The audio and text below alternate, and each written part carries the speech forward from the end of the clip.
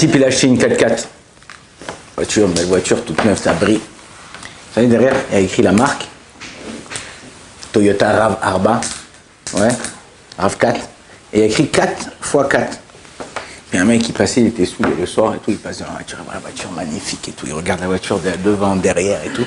Et il voit que derrière, il y a écrit 4x4. Il dit, mais quoi, 4x4, il sait pas c'est quoi le résultat, le mec, ou quoi? Il prend sa clé de voiture, il fait 4x4, il fait égal 16. Bon, il s'en va et tout, il est défoncé, il rentre à la maison. L'autre, il descend le lendemain matin pour prendre sa nouvelle voiture, il est content et tout. Il voit que derrière, il y a un mec qui lui a 4x4, il a écrit. Il est dégoûté, c'est une voiture toute neuve, il l'emmène tout de suite au carrossier. Il lui dit, regarde ce qu'on m'a fait sur ma voiture, regarde ce qu'on m'a fait sur ma voiture, toi. Ouais, tout, hop. Il dit, il faut être obligé de prendre tout ça, tac, il enlève, tac, il met un, il remet ce qu'il y a à faire, voiture comme neuve. Il rentre le soir, tout ça, et sa voiture en balle. Pareil, le soir, le même mec sous comme ça tous les soirs, Cagneray qui sort, il semblerait qu'il sort d'un pub ou je sais pas quoi, fonce des comme ça et tout. Il voit, regarde la voiture, elle est belle cette voiture et tout, machin et tout. Il voit 4x4, il n'y a pas écrit. Il prend ses clés de voiture, il fait 4x4 égale 16.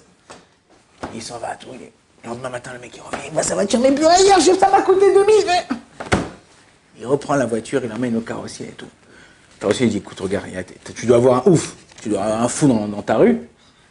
Moi, ce que je te conseille, c'est que j'ai les 4x4, c'est des trucs collés sur la voiture, c'est des plastiques. Je dis, moi j'ai des plastiques, je te fais égal 16. Comme ça, le mec, quand il va voir, il va rien faire. Et au moins, tes trucs, qu'est-ce que t'en fous qui a écrit égal 16? Il dit, ouais, t'as raison, ok, ça m'a coûté déjà là. Bon, il remet le 4x4, il lui colle 2 barres aluminium comme ça, 16. Le soir, il rentre, il dit, ouais, je suis tranquille, machin. Pareil, le sou, il passe dans la rue comme ça et tout, il est défoncé comme ça. Il voit la voiture neuve et tout, il est content et tout.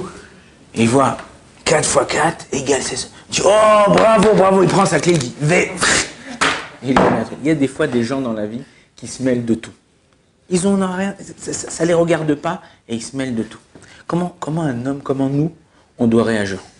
Souvent, j'étais à Paris la semaine dernière, et j'étais dans une communauté, et un type, à chaque fois, il était obligé de faire des remarques à tout le monde. Ouais, toi, t'es comme ça.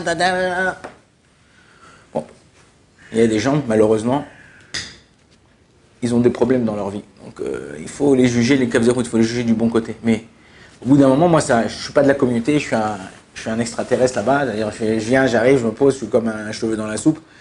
Mais au bout d'un moment, je l'ai vu 1 fois, 2 fois, 3 fois. Il est venu. S'il n'était pas venu me voir, peut-être pas que je lui aurais parlé, mais il est venu me voir, il m'a dit, ah ouais, vous êtes le frère de un tel maintenant. Je lui ai dit, ouais. Après, je lui ai dit, écoute, je lui ai dit, Tony, je lui ai dit, regarde, tu te mêles un peu de tout, tu vois, tu es en train de truc. Je lui ai dit, regarde, si tu veux être heureux dans ta vie, occupe-toi de tes affaires. Je lui ai dit, sinon, tu vas être malheureux. C'est énervé. Non, au début, il m'a dit, ouais, de quoi, de trucs et tout. Je lui ai dit, regarde, ça fait 1 heure que je suis là, j'ai vu que déjà 3 personnes, tu fais des remarques, tu fais des trucs. Qu'est-ce que tu t'en fous? Je lui ai dit, qu'est-ce que tu t'en fous? Non, mais vous savez, je lui ai dit, écoute-moi ce que je te dis. Plus on se mêle des affaires des autres, plus on se prend la tête et plus on est malheureux, plus un truc. Ouais, j'avais fait une fois, j'avais amené un oignon ici à la yeshiva. J'avais amené un oignon, je vous ai dit, vous avez vu cet oignon, comment il est beau? Il m'a dit, il était tout beau comme ça, avec la peau comme ça, marron et tout ça. Et vous avez demandé, vous savez pourquoi il est beau comme ça? Parce qu'il s'occupe de ses oignons. Ouais, il s'occupe de ses... Quand tu t'occupes de tes oignons, eh ben, t'es beau. Personne ne te regarde, tu regardes personne, t'es tranquille.